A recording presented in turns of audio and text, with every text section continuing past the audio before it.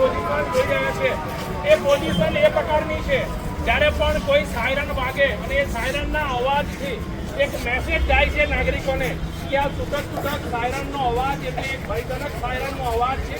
આવા સાયરનના અવાજ વખતે જે જાણકાર નાગરિક છે અથવા જે તાલીમબદ્ધ વ્યક્તિઓ છે એ લોકોએ આ પોઝિશન લેવાની રહેશે। તમે આ જોશો આ પોઝિશનની અંદર જોવા જઈએ તો મોઢામાં રૂમાલ નાખેલો છે જેથી કરીને બોમ્બ વખતે કોઈ પણ વખતે એવો અવાજ કે કંપન આવે તો પોતાની લાઈફમાં પ્રોબ્લેમ ના આવે। કાન બંધ કરેલા છે।